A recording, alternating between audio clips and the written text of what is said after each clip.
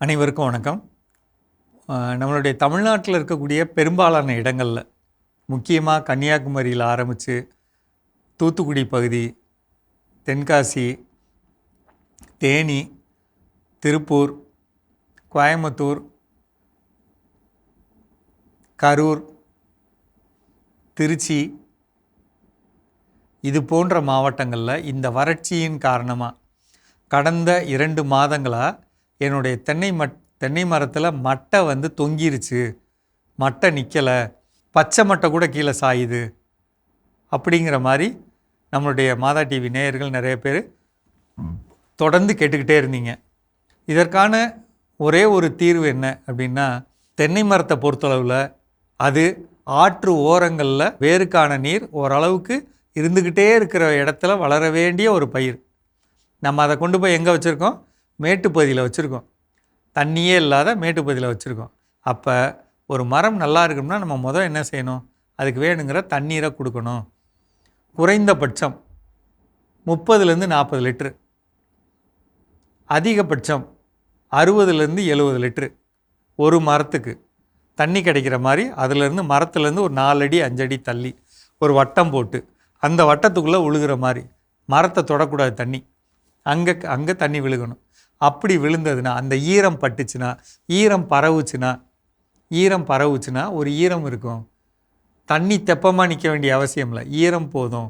அந்த ஈரம் இருக்கிறப்ப மரம் நல்லா இருக்கும். ஒன்று, மரத்தோட உடம்பு ஃபுல்லாக ஒரு ஈரம் இருக்கும். அப்போ அந்த கிளையை பிடிச்சிக்கிறதுக்கு ஒரு சத்து இருக்கும்.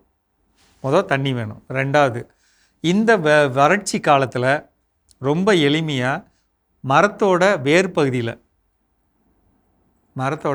பகுதியில் நூற்புழு அப்படின்னு சொல்லக்கூடிய கண்ணுக்கு தெரியாத ஒரு கரையாக இருக்கும் அல்லது புழு இருக்கும். இது நூற்புழுங்கிறது கண்ணுக்கு தெரியாத ஒரு புழு. நம்ம வேர்க்கரையான்னு சொல்கிறீங்களா உங்கள் பாஷையில், அதை சொல்கிறேங்க. இது என்ன செய்யும் அப்படின்னா, மண்ணில் இருக்கக்கூடிய இலதலையை தின்னு வாழும். பக்கத்தில் அதுக்கு தண்ணி இல்லைன்னு வச்சுக்கோங்களேன், என்ன செய்யும்னா, வேர் இருக்கக்கூடிய வேரில் தான் தண்ணி இருக்கும், அதை போட்டு அரிக்கும். அரிச்சிச்சுன்னா அந்த இடம் புண்ணாயிடும். புண்ணான உடனே சலம் பிடிச்ச மாதிரி அந்த இடம் அழுகும்.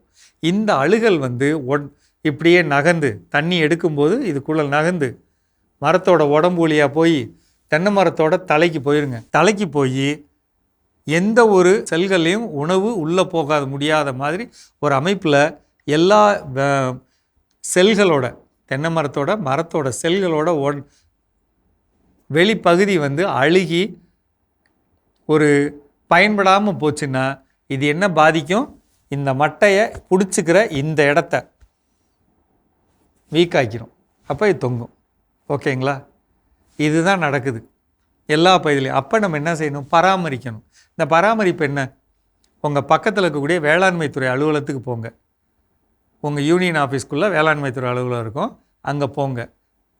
அங்கே போனீங்கன்னா ட்ரைகோடர்மா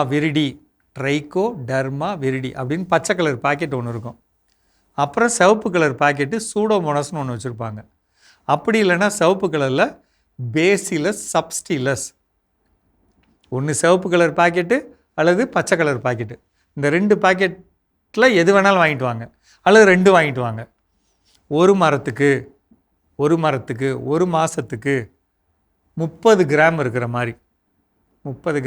மாதிரி தண்ணி எடுத்து தண்ணியில் கலந்து மரத்தை சுற்றி ஊற்றிடுங்க. ஒரு பாக்கெட் 100 ரூபா சொல்லுவாங்க, 2 பாக்கெட் 200 ரூபா. அப்போ இந்த 2 பாக்கெட்டை வச்சு நீங்கள் தாராளமாக 1 ஏக்கர் நிலத்தில் இருக்க எல்லா மரங்களுக்கும் ஊற்றி விட்டுறலாம். அப்படி செய்கிறப்ப வேரில் இருக்கக்கூடிய அழுகல் சரியாகும். நீங்கள் என்ன கேட்பீங்கன்னா, இது 2ஐயும் கலந்து கொடுக்கலாமா? கொடுங்க, எப்படியோ கொடுங்க, ஆனால் கொடுக்காமல் விடாதீங்க. அதை அலட்சியப்படுத்திட்டு அதெல்லாம் என் மரம் நல்லா இருக்குங்க, ஒன்றும் பிரச்சனை இல்லைங்க அப்படின்னு சொன்னிங்கன்னா, அடுத்தடுத்த மாதங்களில் இன்னும் 3 மாதம் வறட்சி அதிகம். இதில் நம்மளுடைய மரம் மாட்டிக்கிச்சுன்னா அதை சரி பண்ணுறது ரொம்ப கஷ்டம். சரிங்களா?